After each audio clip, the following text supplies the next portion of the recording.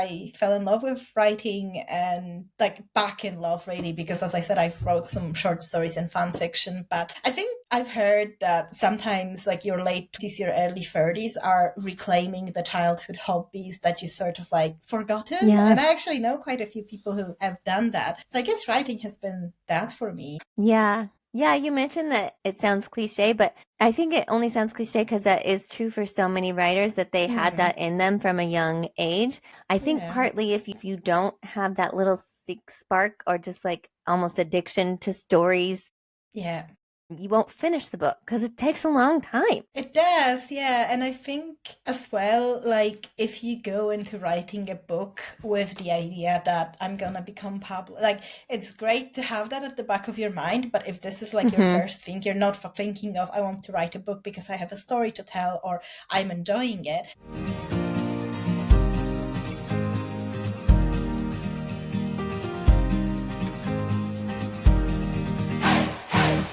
Hello, and welcome to So I Wrote a Book, Now What? Where writers chat about writing. My guest today is Maggie Eckersley. Her debut spicy novel, Back in the Saddle, is out now from Avon Books. The paperback is coming out soon in the US, but it's out in the UK. We talk about how this book came to be. It was through a very interesting process that I was curious about. And we just talk about everything in between, her whole writing process and how she juggles becoming a doctor with writing so many books. So let's get into it. Hi, Maggie. Thank you so much for being here. Thanks for having me. So what made you decide to write a book? Oh, a load of questions to start with. I just jump right in.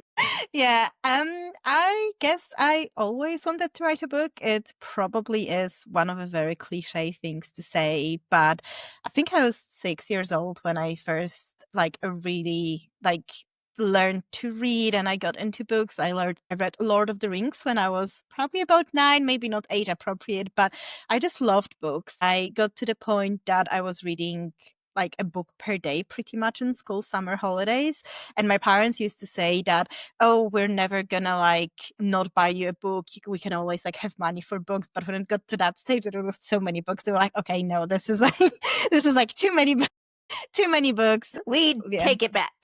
Yeah, so I was just like marched up to like town library and like, right, you're gonna get a library card, and it was great. I loved going there, but I quickly like read through the children's and teens section, and then I got like special permission slip. It was a very big deal back then to go to like adult section as well. I don't remember how old I was, maybe 12, 13. But anyway, so I read all those books and I was like, I really would like to write my own one at some point. Mm-hmm. But I started with fan fiction. I think a lot of authors probably did that. So I did some fan fiction. Don't know if you will know about them because I grew up in Poland and they were a German boy band called Tokyo Hotel. No, I don't, but I'm intrigued. Yeah, so I was like absolutely so into them, and the fan fiction that I wrote were very much like about them when I was sort of like in early teens. But then I sort of moved on. When I went to high school, I took creative writing classes. That was in English because the high school I went to, I did international baccalaureate program. So like everything apart from Polish literature was in English. So the creative writing was also in English. And yeah, we wrote some short stories. It was very much prompts like write about grief, write about happiness. And my stories were very dark, even the happy ones. Really? Yeah, they were. Yeah, it was. So I wrote like sort of then, and then sort of when I got encouragement from my English teacher, and she's like, you actually, like, have you thought about being a writer? And I was very set on being a doctor at that point. I am still set on being a doctor, but I was like, no, this is like the path. So it's like, no, this is just, this is just for fun. And then I moved to UK after I finished high school to study not medicine. I did biomedicine at first. And I don't know, I just stopped reading. I think it was the time. And I didn't really write anything for about 10 years. And Mm-hmm. then the summer before medical school, like I already like got back into reading around the 2020, as probably a lot of people did. Mm-hmm. And summer of 2022, just before I started medical school, I had this idea for the book that became Back in the Saddle. And I just thought, it would be nice to have an outlet from medicine. And I also work as a medical writer, like during weekends. And in first and second year, I was working Monday to Friday sort of evenings. So there was a lot of medicine and science in my life. And I just wanted something like, something else, something creative, something a bit different to take my mind of it. So that's like, I started writing it just for myself at first, Mm-hmm. but I don't really do things halfway. It very quickly became sort of a thing of, right, okay, so I'm writing this. Well, what if I tried to get it published? Mm-hmm. What is the process of that? And when I started writing, I had no idea. Like, it wasn't a case of, okay, I know this is like, you need to get literary agents. So it was a lot of learning on the go. Mm-hmm. But yeah, I fell in love with writing and like back in love really, because as I said, I've wrote some short stories and fan fiction, but I think I've heard that sometimes like your late 20s, your early 30s are reclaiming the childhood hobbies that you sort of like forgotten. Yeah. And I actually know quite a few people who have done that. So I guess writing has been that for me. Yeah. Yeah, you mentioned that it sounds cliche, but I think it only sounds cliche because that is true for so many writers that they had that in them from a young age. I think Yeah. partly if you don't have that little spark or just like almost addiction to stories, Yeah. you won't finish the book because it takes a long time. It does, yeah. And I think as well, like if you go into writing a book with the idea that I'm gonna become public, like it's great to have that at the back of your mind. But if this is like your first thing, you're not thinking of, I want to write a book because I have a story to tell or I'm enjoying it. You're like, right, I'm gonna write a book to, I don't know, make money. I mean, this is like another thing coming because that is, I mean, it's great. It's great when that happens, but that doesn't always go that way. Yeah. So is Back in the Saddle then the first book you wrote, like first full novel? It is. It's my It's very first book. amazing. I think we should just take a second to realize like how amazing that is because that book is coming out July 3rd. Yes, it's next week, exactly in a week today. It's crazy. It How is. different is the book that is coming out July 3rd than the book that you originally wrote? So I did the bad practice, and I probably like shouldn't be promoting that, but I edit as I write. I don't. It's not a bad practice if it works for you. Yeah, so I don't write the like messy first draft. I don't do draft zero. I know where the story's going. I think about like the book and the plot a lot before I sit down to write it. Do you outline it? Do you like write down the plot first, or is it just percolating? So I used to like sort of very briefly chapter by chapter, but I realized that I don't really stick to that and my characters just do whatever they want. So I know like how, like I sort of know the ending before I start writing, but it's sort of like how we get there is often a surprise, even to me. Mm-hmm. And I also am quite flexible, like when it comes to feedback. So I'm not precious about my writing in a way that if somebody says to me, I think this would work better, or I think this character, like this arc isn't working for them, I'm very open to like, okay, so maybe I should rethink that.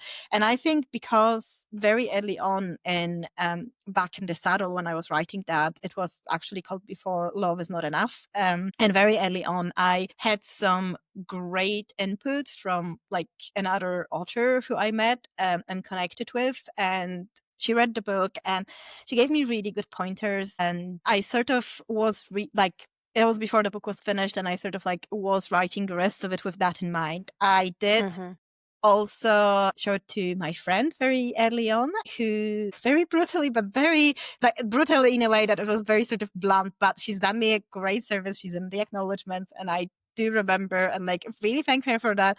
She was like, yeah, I am enjoying that. Like Caroline and Hunter are great, but the first 10,000 words, I'm bored. Like you have to take it out. And she was right. It was a very different book. Like probably the first 20,000 words, like that's just gone, and shifted focus. like it was sort of like progressing as I was writing it. So it never got to Mhm. the stage that it was like a finished draft.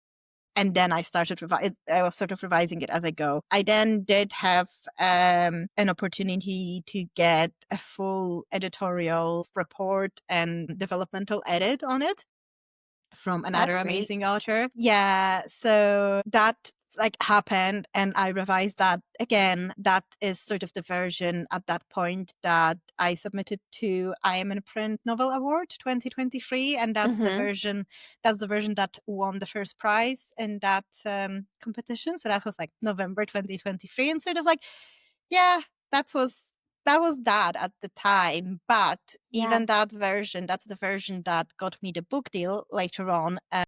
The book Back in the Saddle now, probably the first half of the book is like I would say 40% new.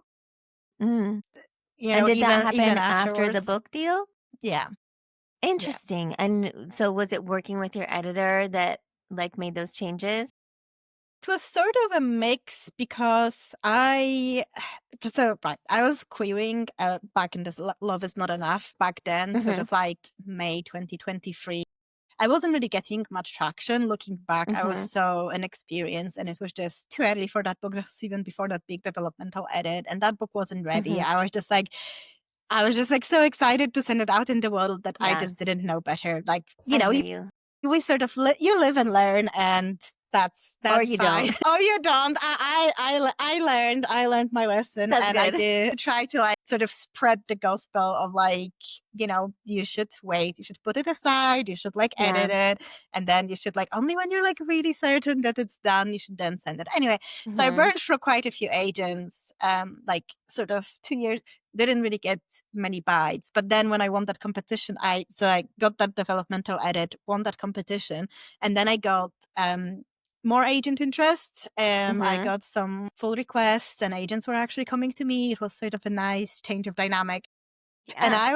I was naive enough to be like, wow, okay, so this is it. This is like me, done. I'm gonna Yeah. get an agent, gonna get a book deal, which didn't happen at that stage. But I was like very much like, okay, this is my moment. It was great. Like it was such a boost to win that competition, but it didn't end up going the way I hoped with the agents. Mm. So sort of it was just hard. Like I got to the point that I cared so much about this book, but everything was happening so fast and I just wasn't really prepared for the amount of rejections that I was getting. And I didn't really know what to do with that book at that point. I didn't know how to make it Mhm. better. So I set it aside and I wrote another book, sort of started that last year in February. And I polished that. I actually had a great writing mentor for that book. So I worked with her sort of like chapter by chapter. We had weekly chats, Mhm. and that was so helpful for my like progress as a writer as well. So I really like appreciated being able to have that opportunity. Then I also had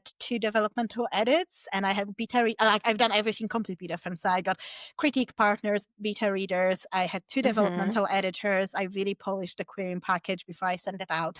Yeah. And when I was just waiting to send it out last year in June, just about this time, I got an email from Avon asking if Love Is Not Enough is still available. And I was like, whoa, Oh. what happened there? And I've completely forgotten that I submitted it to them via open submissions in December 2023. Yeah. So I forgot about that. And then I thought, oh, it's a Wow. scam. And then they emailed you how long later? Like 6 months ago, like so 6 months Interesting. later. Yeah. So I think sometimes like you do see publishers having open submissions and you think I'm not even going to bother because nothing is going to come of it. And Yeah. then you like, sometimes they say, oh, if we're interested, you're going to hear back within 3 weeks, but publishing has their own timelines. So I would just say, like, as I said, I completely forgot about it. I was like prep, and I did query that book in summer last year. So I was sort of waiting for Book of Avon, which became Back in the Saddle, and Mhm. querying the other book. It was very anxious summer. So I wrote another book just because, to take my Yeah. to take my mind off all the worrying about books. Sure. But yeah, so that happened with Avon, and I genuinely thought it was a scam at first. I had to like Yeah. check. it was just like, well, what do you mean? When did I submit? I was just so suspicious. I was like, did I submit it to you? Like, I couldn't find any trace on the email. Right. But then I was like, it was, I think they have like a portal or something, and you submit it for that, so you don't get email confirmation. But I was like, yeah, it is available, like just about. But so what happened was I did think of the way to revise that book. So, like, in a very roundabout way, going back to your question, I did think of a way to revise that book to get it to the point that I would be happy with. It would be the story I really tried to tell. It was together with changing the title, because Back in the Saddle was a title that was my title that I wanted to use for the revamped book, so to say. So my plan was to query the book that I wrote as a second book, whilst, like, when I was waiting, I wanted to edit Back in the Saddle again. But then Avon were interested, so I couldn't really touch it over summer because I didn't know what's going to happen. So that, like, waited. But when I got that interest, I sort of outlined as well when I exchanged emails with the editor that I already planned a revamp of that book and sort of like what I was thinking and the direction I was thinking. In the end, when I got the offer, that was mid-November, it was sort of very collaborative discussion, and I actually really enjoyed that, of like what they thought would work for the book, sort of combined with what I wanted to do with the book anyway. So there was nothing in the book there are no changes in the book that I didn't want to make. And sometimes it was a case of so my editor for this book, she was like, I really want them to like go out, have a date in the nature. Like, I want them to go to a state park. And that wasn't in the book. I didn't really think about that. But then I was like, you know what? Okay, yeah, I'm happy with that. I could write that. But yeah, then it took ages of me like playing around with Google Earth and like annoying people who I knew from Oklahoma, because I've never been to US. So I was just like, what is the temperature at like 8 a.m. in like Oklahoma in August, and like just doing all this research. Yeah, totally. I love that kind of research. Just random stuff that is taking you away from writing. But yeah, so it was a bit more like, why won't they do this? Or what about this? But sort of the general direction of the edits and the general focus and like what sort of happened between the book that Love Is Not Enough as I submitted it and what is being published in a week. I'm very happy with how that book turned out, and it is like I am really glad of how collaborative like the experience has been in editing it. Two of my editors I worked with in Avon, they've been both great. So that was like a really good experience, like from artistic editorial side. That's awesome. How was it navigating the deal process without an agent? Did you have any? I have two questions. Yeah. Maybe that's the second one.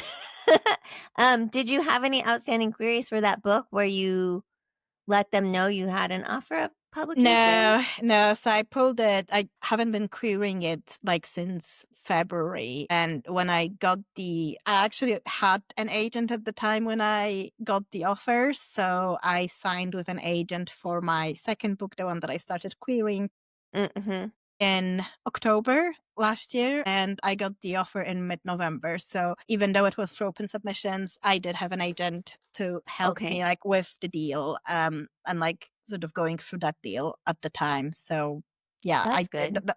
Yeah, so I wasn't navigating it alone, and the contract process and all that. Yeah, that's good.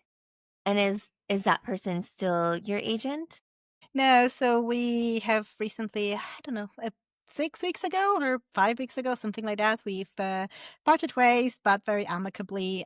We still keep in touch. It was just sort of, I also want to write romantasy and romantic fantasy, not just contemporary romance.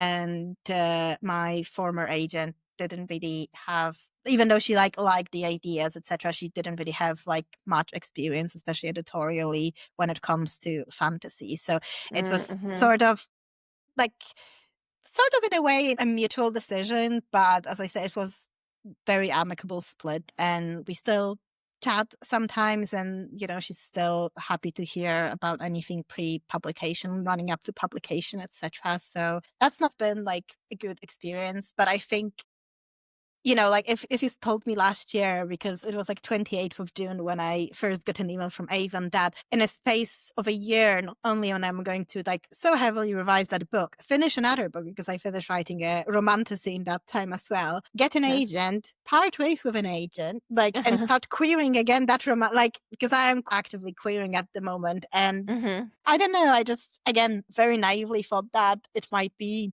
well, third time, like, first of all, it's my third time querying. So I thought, okay, I know sort of how to do it now.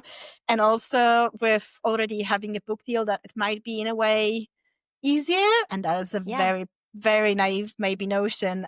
No. But, but it is not easier. It's just as hard. It's terrifying. It is. Yeah. It should be easier. It seems like it really should be easier. Yeah, I think. Because you get to put that stuff in the query letter at the end. Yeah. That looks good.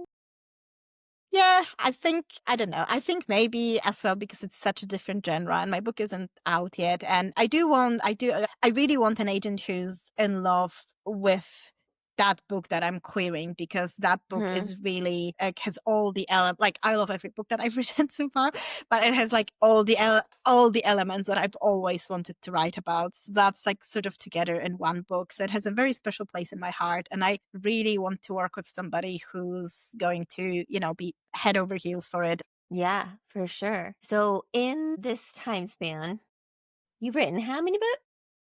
Free. How and you just had tests that I don't quite understand what they were, what medical profession tests? So yes, I'm studying medicine, and hopefully if all goes well, I'm going to be a doctor in 2 years. Fully qualified. That's not very long. No. And it is quite scary when you think like, oh, in 2 years from now, like, I don't know, I will have people's lives in my hands. Yeah. Yeah. But how'd you do that all? Like, what is your writing process that allows you to write 3 books and study medicine at the same time? Do you drink coffee? How much coffee? I do drink coffee. I drink black coffee.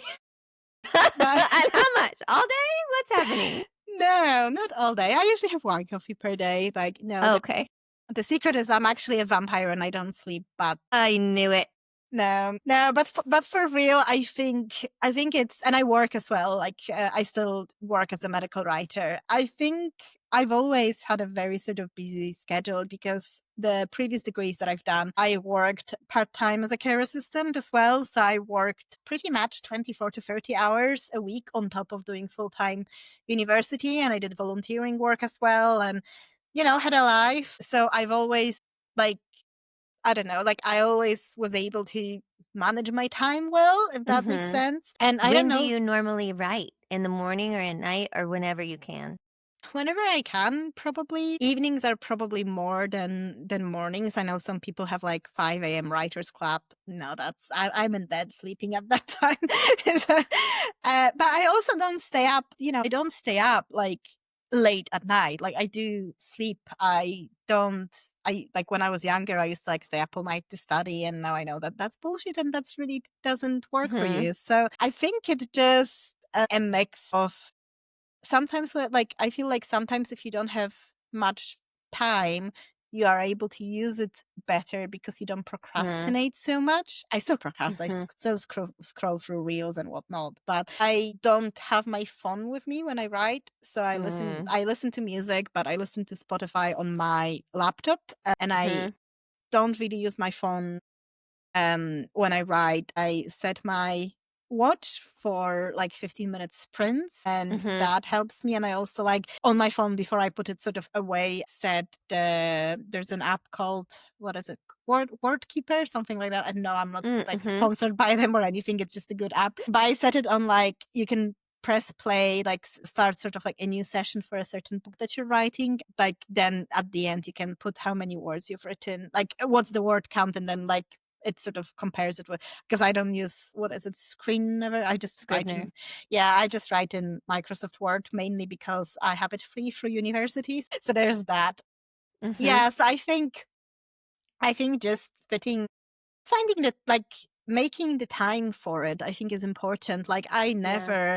I never wait for creativity to strike, or, like the mood to be right, because I feel like I definitely wouldn't get to where I am with writing if I did. It's sort of like, okay, I'm going to write, but I also choose writing over other things. And I don't mean things like, I don't know, spending time with my husband or going out with friends or something like that. I mean, for example, watching TV. There's still some shows I love watching. Recently, The Gilded Age came out, third season, and Yeah, I just saw that the next season came out of that. and the first episode was great, but there is a lot less sort of mindless watching this or that or being on my phone. Like, if I'm writing, I'm writing. So I think mainly that. Mhm. Sorry, Do you same with, still do you still edit as you draft? yeah, it's not the best practice. Why And do I you might, say that though? Because you have written 3 books. And one of them's coming out, so I don't know that it's not the yes, best practice. Why do you yes, think it's not the best practice?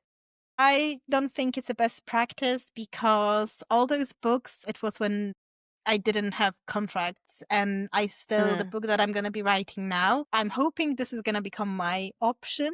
Fingers crossed, mhm, but I don't know that yet. So I'm going to be writing it anyway because, like, the characters won't shut up in my head. mhm, And I'm going to worry about it later. But if when you get like a book that you have to draft quite quickly because it's a contracted book, you mhm, can really sort of, I feel like, spiral and not be as efficient if you're gonna like try to edit as you go.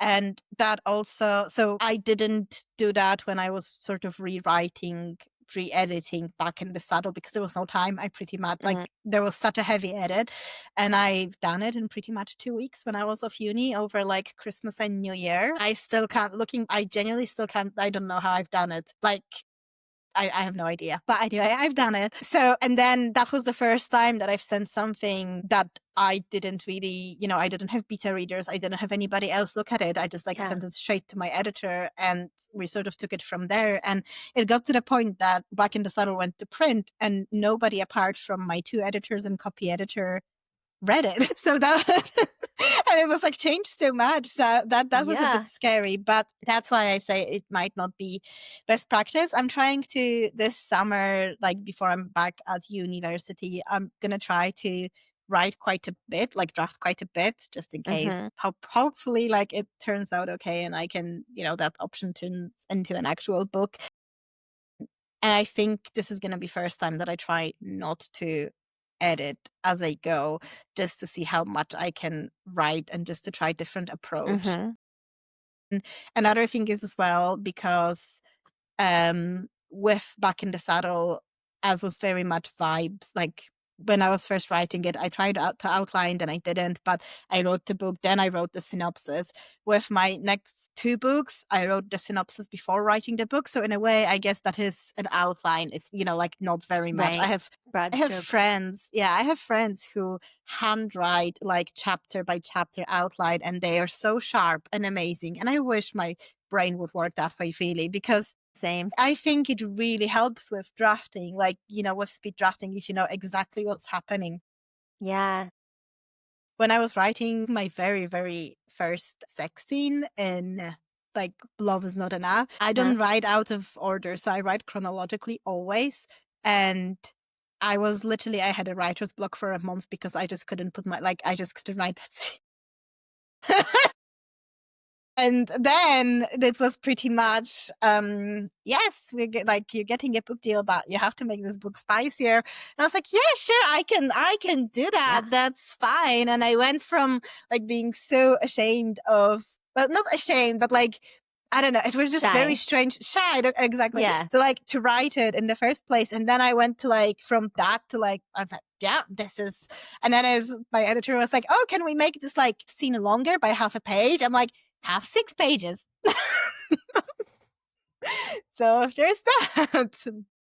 How did you get unstuck in that then? Like, what pushed you through I that? So I reread some books where I think spice is very good, and Mhm.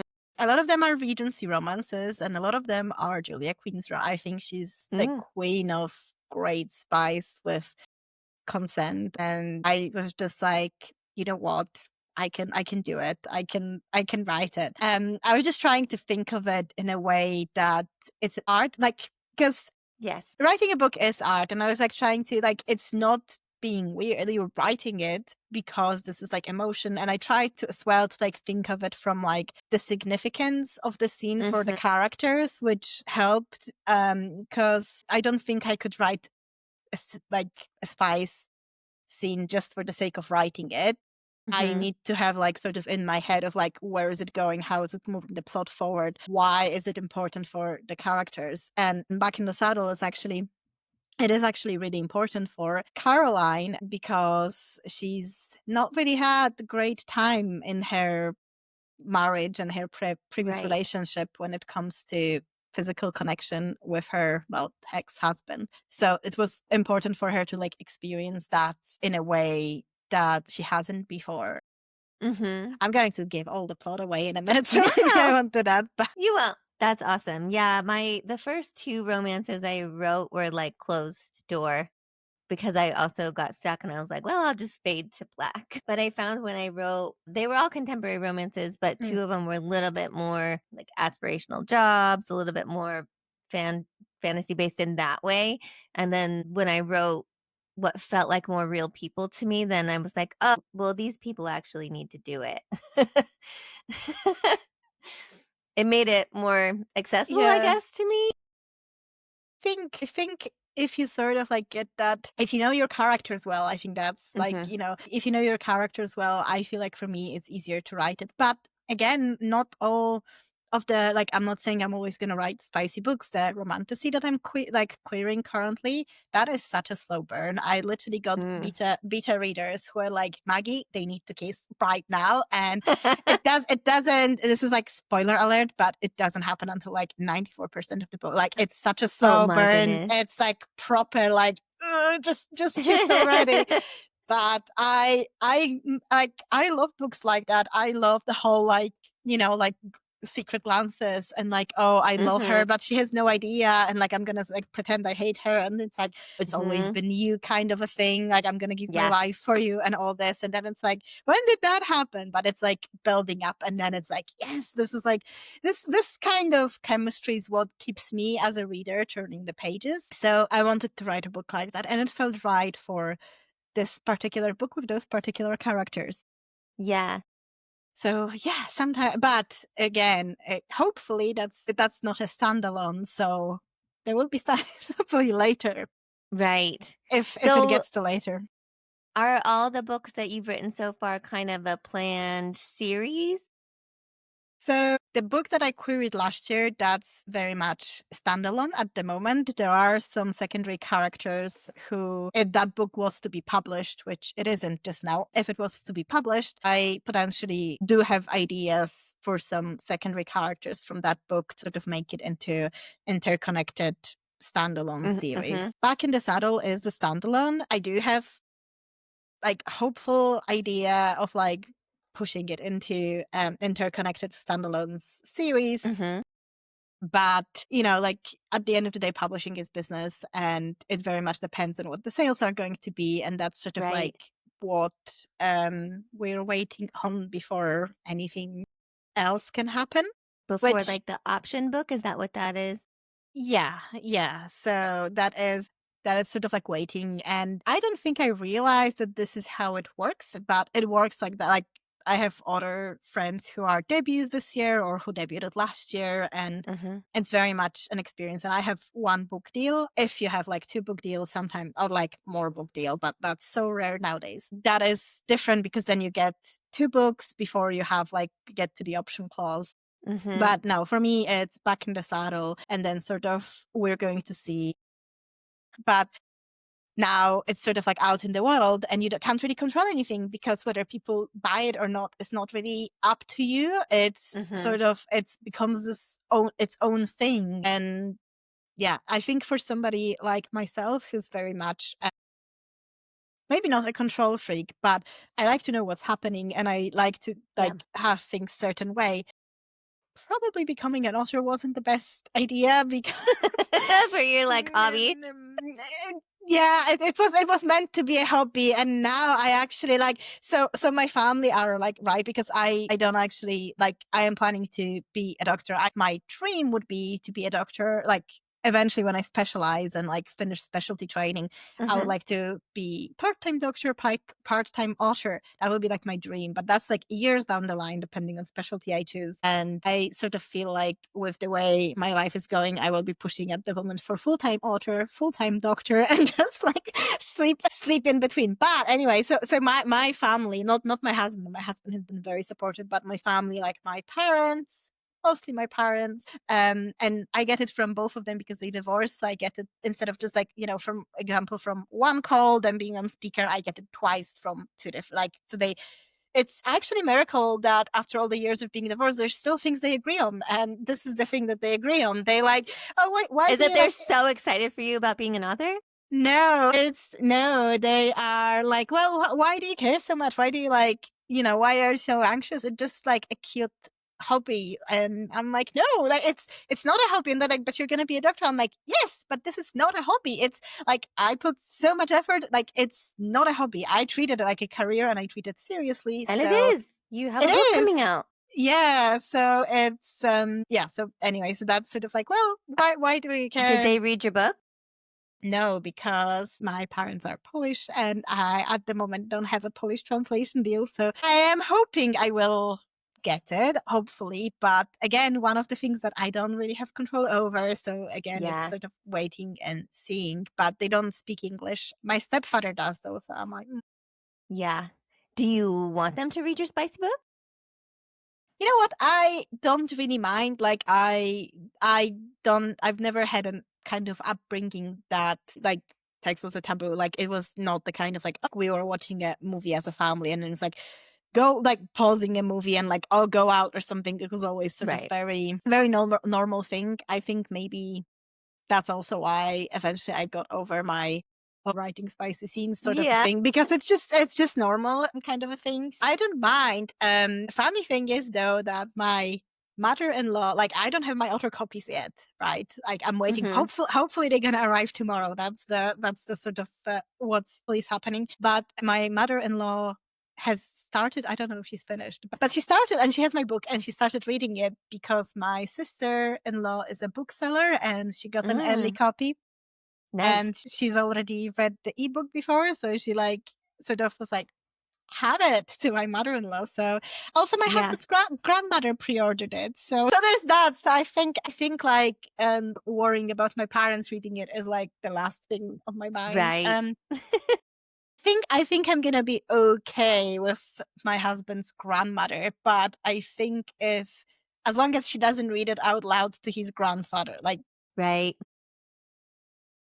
So there's that. But now everybody, my husband's family and everybody really, I think my family in a way, sort of being Polish is very much of a, we don't get super excited about stuff. I do, but I've lived here many years now.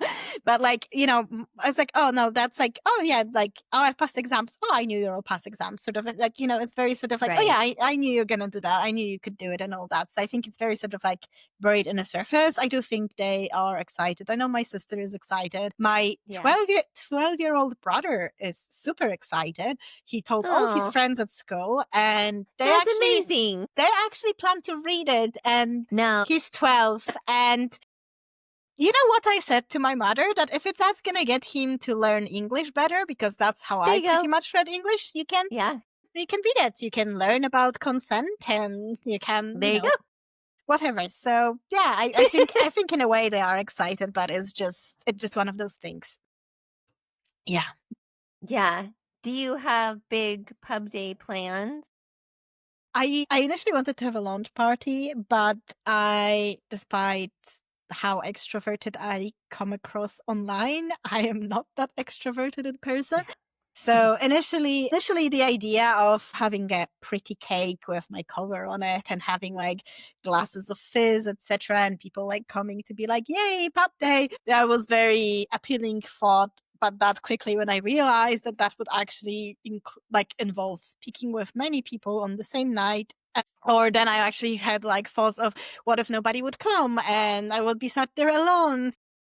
I was like, no, Which won't would almost be better probably like for the not talking to people. yeah. So I don't, but so I don't have a launch party. Maybe another time, if there is another time, hopefully there is, but not at the moment. And what we're like, so my husband took time off work just to spend time with me, which is great. And we have like sort of plans over the next week. I have some indie bookshops to go and visit in Edinburgh. I live in Glasgow, so it's like about an hour drive. So yes, there's so many great indies in Edinburgh, and we have I ordered some biscuits with the cover, so I'm not getting cake, but I ordered like some Fun. biscuits with the cover on them, and they are not going to sadly make it until the publication day on Thursday because they will like go bad. But on Sunday, hopefully going to pop into 2 bookshops to sign the copies if they arrive by then. We'll see. Hand them the cookies, pick the cookies up, and then on Monday I'm going again to Edinburgh to sign copies with Book Lovers Bookshop, the first romance bookshop in the UK. Oh, Now, fun.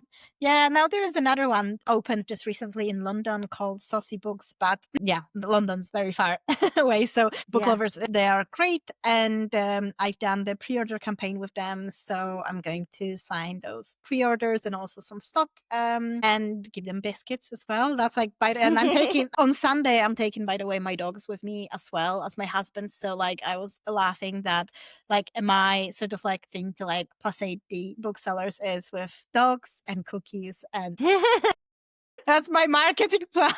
That's my Good. marketing plan. But yeah, so Monday just some more signings, and then going to another indie, and then on the actual publication day, I had this idea in my head that I'm gonna like go to different Waterstones, so it's like equivalent of Barnes and Nobles in the UK. Go to different Waterstones and just like see my books on the shelves and sign them, Yeah. etc. And my editor was like, they actually like when we give them heads up if an author comes in. I'm like, fine. So she was brilliant. She's such a go-getter. I loved how sort of involved she got. So she like emailed some people who emailed some people, and then it was like a whole thing. And it's not like signing, but like they know I'm coming, and they like, oh yeah, we will have stock, which is great. So that's the Thursday plan, but they meant to, so I'm gonna have a whole sort of thing. I'm gonna put my I have actual cowboy boots that I bought. Like I finally Nice. managed to get cowboy boots. I have quite like wide calves, so it took me literally for 3 years, and we don't have that many of them, like proper cowboy boots in the UK. So it took me ages to find ones that would like fit. These fit. I love them, so I'm like so excited to Yay. wear them. And then we're just going out for dinner, and yeah, that's pretty much the pub day plan. That's so exciting. You Yeah. mentioned that you listen to music when you draft. What kind of music do you listen to? It depends on my mood and probably the Mm. kind of scene that I'm drafting. So I have different playlists for different types of books that I write. So I have like a very Yeah. dark romantasy playlist for my next romantic fantasy that I started writing on the side. And then I listen to a lot of instrumental music as well. I absolutely love Bridgerton soundtrack. Like Mhm. right, listening to that a lot. I listen to a lot of country when I draft as well. Like when I was drafting Back in the Saddle, there was a specific playlist I listened to, and that actually is, I think I have it linked on my Instagram and on my website. Oh, exciting. So so do there's you that. make playlists for your books? Yeah, Me too. yeah, I do. I like the music visual, and I probably not even as much with the writing part, but when I, for example, go out on a walk with the dogs, pop my headphones on, listen to music, I actually get like the whole scenes and dialogues just pop into my head, and then I associate it with specific song. And then I come back and I sit down to write it, for example, and I have the same song on repeat for like 2 hours. Yeah. So it really depends. Since you draft chronologically when that happens, if Mm. it's a scene that's jumped ahead, do you write until you get to that? Yeah. Or is it usually like the next scene that comes to your mind? No, I do get sometimes scenes like far ahead, and I don't write them. I sort of like wait and hope they're gonna wait for me in my head. Yeah. I do have quite good memory, so yeah, I'm not one of those people who thinks, "Oh, I'm not gonna write it down, so I'm gonna forget about this idea," Mm, which is convenient to be honest, because that would be like I think I would struggle with that, but yeah. it's one of those I things. figure if I forget it, maybe it wasn't meant to be. Maybe it didn't fit. There's that as well. I think especially like lines of dialogue. So for this book that I'm gonna be writing over summer, I think it was set in cinema. I don't remember what we were watching. Oh, I think it was the 25-year anniversary Pride and Prejudice screening. And Oh, yeah. yes, and I got like a line that is sort of gonna be the not the title of the book, but sort of like a very sort of recurring theme because it's a second chance romance.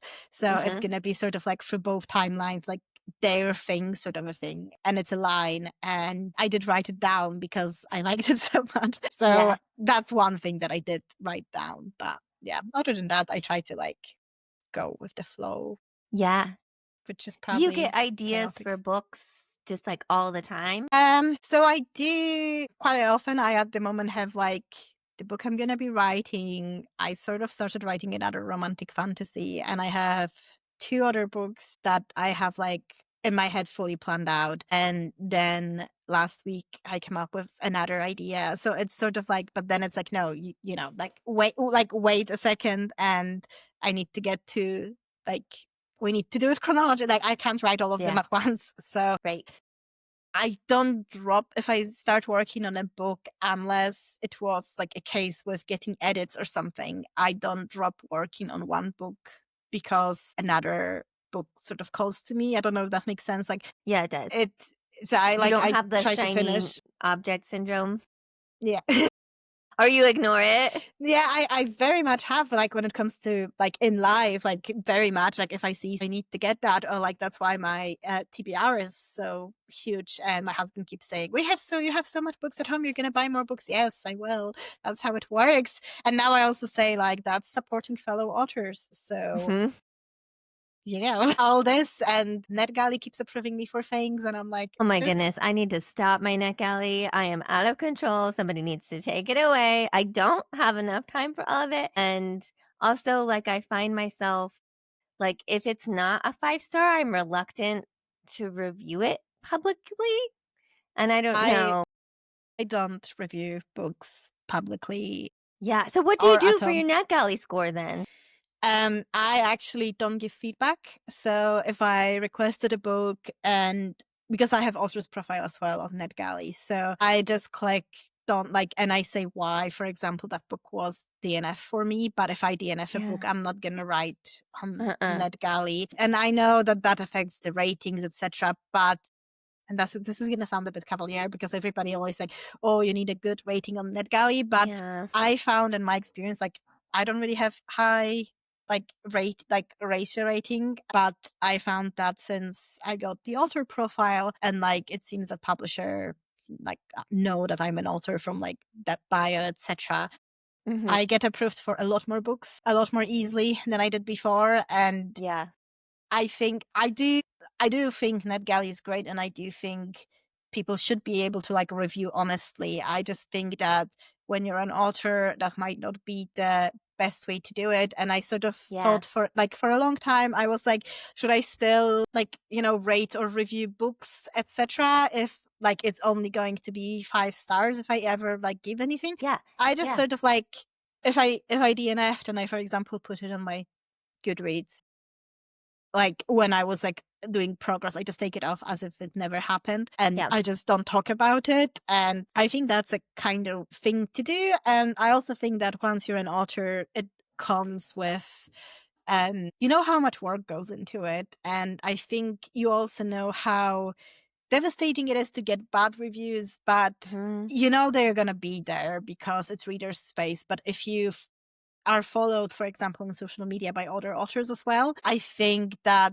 being jump scared. Like, it's different if you like go out and, search for reviews yourself. But if you're going to be jump scared, you're just like scrolling through your Instagram and it's like people that you follow, etc. And suddenly you would see like, I don't know, a 2 or 3 star review of a book, Right. for example, of somebody that you know yourself. And I don't know, it just in my mouth, like it would be like a bad taste in my mouth. And I just Totally. like had this whole appreciation to how, yes, reading is very subjective. There are books that I absolutely love and some people don't like them. And there are, like the other way around. But I tend to, at the moment, just like hype up books that I really enjoyed. And I genuinely, every book that I like talk about, for example, on social media, or if I rate something 5 stars on Goodreads, it's not just because this is what I do. It's I genuinely enjoyed that book. So Yeah. Same. I think people approach it differently. I know some authors just, for example, don't ever request arcs, which is fair as well and fine. But at the same time, sometimes it's nice to be able to, well, first of all, money, like even though, you're an Mhm. author, you don't get books for free. And Yeah. NetGalley is like one way that you can read books like beforehand. And yeah, I think that's just like what I do. And I know people Yeah. do things differently. I used to be quite a harsh reviewer when I was younger, before I started writing. And this really sort of like becoming an author really put it in perspective for me. And I do absolutely think that, reviewer spaces should be for for readers, and like honest reviews are important because they do help readers find the right books for them. But I don't think that space is like for author reviews of other books, if that makes sense. That's just like my Yeah. opinion, but yeah. No, I think that makes sense too. Yeah, I agree. I'm glad to hear that your NetGalley rating is also terrible too, because mine's really bad. Yeah, mine is, I don't actually know. Mine, I think, is about 40 or something like that just now. Mine's 32. No chill. I have no chill. And if it's read now, or if it's like an author I've read before, or if it looks good, I'm like, yes, request, request, request, request. I need to read Yeah. that and that and that. And I don't Yeah. have time to read them all, but I do eventually. Or like, I mean, just like you said, it's so subjective. Like sometimes it's Yeah. just not for you. Yeah, and it can be not for you for different reasons. So I think, like it's just one of those things that like somebody might not enjoy a book. And that's what I'm like, because I had a really big meltdowns about my initial reviews, because I was like, I'm not Mm, gonna look at them, and I did, and I was not the right thing to do. I should have listened to people. I don't look at them anymore, but yeah. I did like sort of initially, and my book was quite high up on like it got to number 1 at some point for like the most requested on NetGalley. Yeah. And it I was like, requested and I was denied because my rating is terrible. so It's not your fault. It's sorry not to you. hear. But yeah, so like I kept going, like it was just sort of like it became a bit of an obsession to check NetGalley, Yeah. like where am I with the. So I did go as well to like read reviews, and I think it's so easy once the not so great reviews started coming in.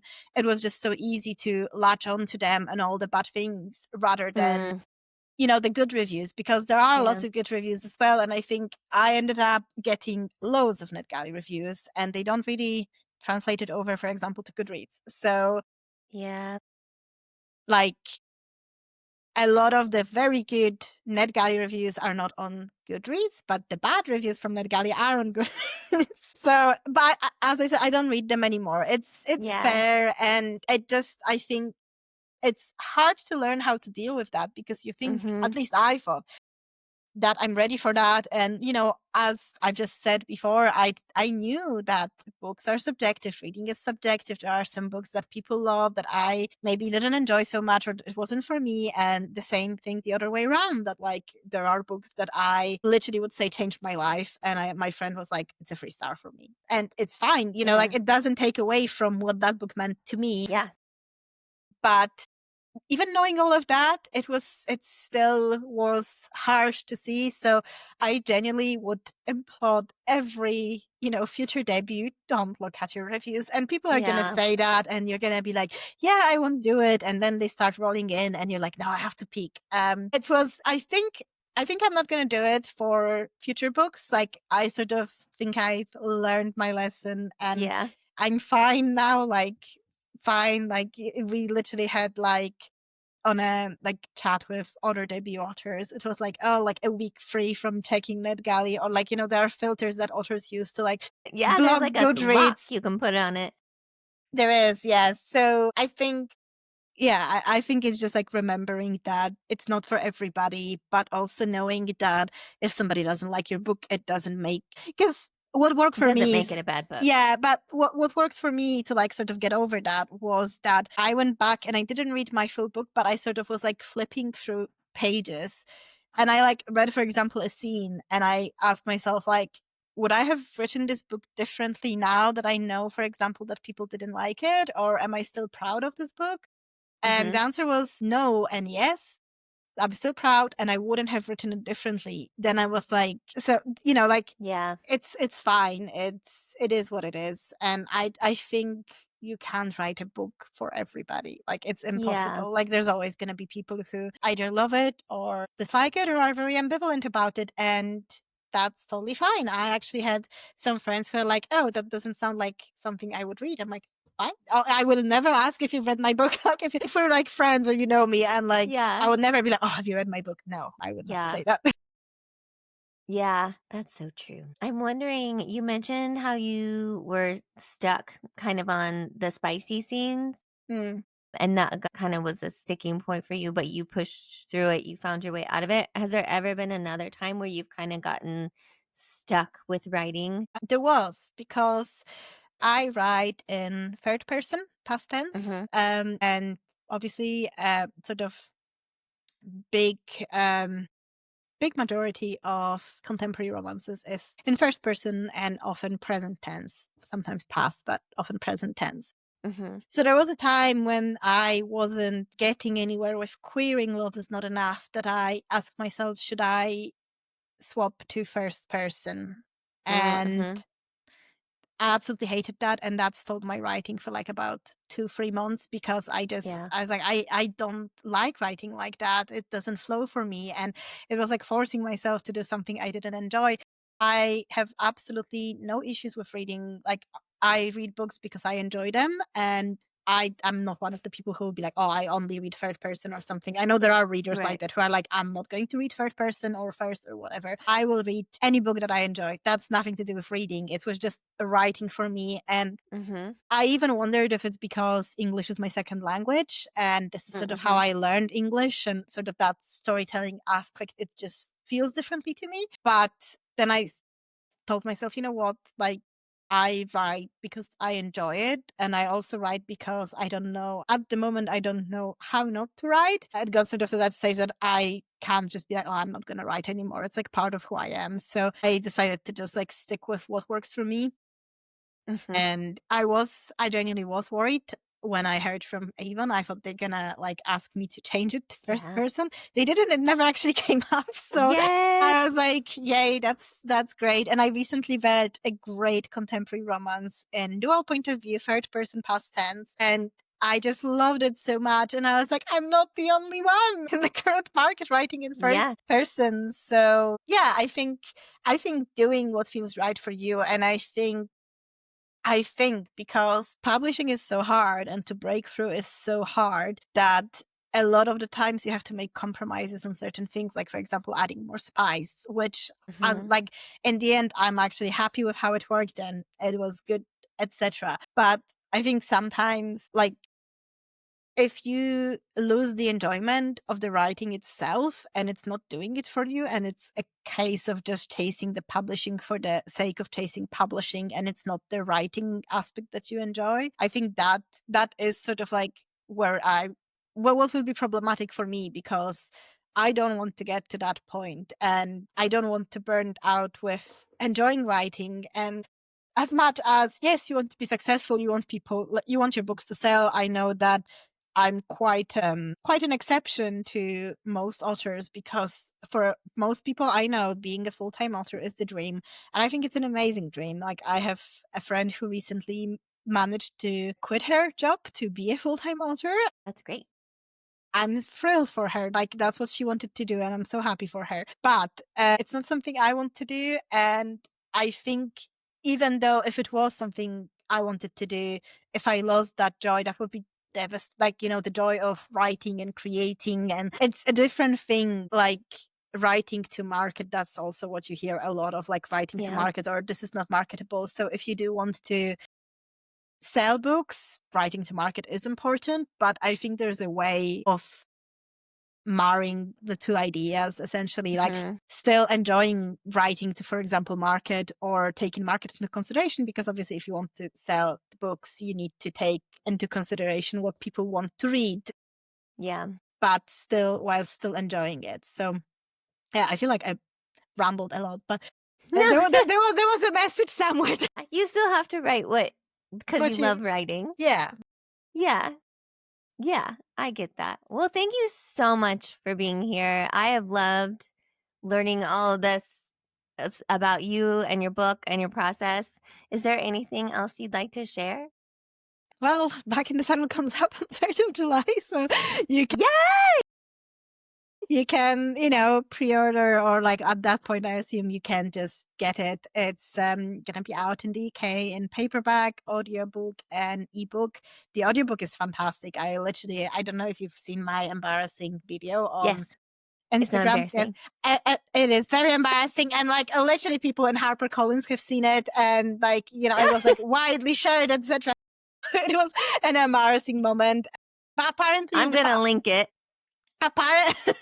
apparently the audio team were thrilled because they don't get much feedback from authors, so they were like, everybody was happy with the feedback. Yay. Yeah, the audiobook is great. So if you want to listen to audiobook, there's that. In the US, Canada, Australia, New Zealand, I think ebook is coming out. In the US, definitely audiobook is coming out as well on the same day as ebook. And then I think in March, the paperback's coming out. 10th of 2026. March. 10th of March is paperback for the US and Canada. And I think it's the 18th of November or October, sometime at that point, for New Zealand and Australia. And I do actually have a translation, but I don't think I can share what translation it is yet. So that was a big moment when I got that. So yeah, exciting. that's like, stay tuned to hear what translation it is. Okay. Yeah, it is exciting, and I was like super happy, especially I think being not a native English speaker. Like, I read translated books. It's not a Polish translation, by the way, sadly, but hopefully in the works. Yeah. But I grew up reading translated fiction novels. That's very like big way as well how I've learned English, by reading books in English later on. But initially it was very much reading translated books. So being able to reach more readers worldwide, like maybe who don't speak English, like my mom, for example, but again, that's not Polish translation. So like many other languages it could be, but not Polish. I think it's amazing, and I was really, really chuffed when I got that email. So that was great. Yeah, that's so awesome. Well, thank you so much, and I'll link all your stuff. Thank you very much. It was nice chatting with you. I found talking to Maggie so inspiring. The fact that she is becoming a doctor and still finds time to write, and not just one book, but 3 books, is amazing. I think it's so awesome. Her book, Back in the Saddle, is out now. I'll link that in the notes if you would like to pick that up. It's super fun. Yeah, thank you so much for being here. I hope that you enjoyed the show. If you liked it, please consider liking, subscribing, commenting, interacting wherever you listen to this or watch it. Thanks. See you next time. Bye.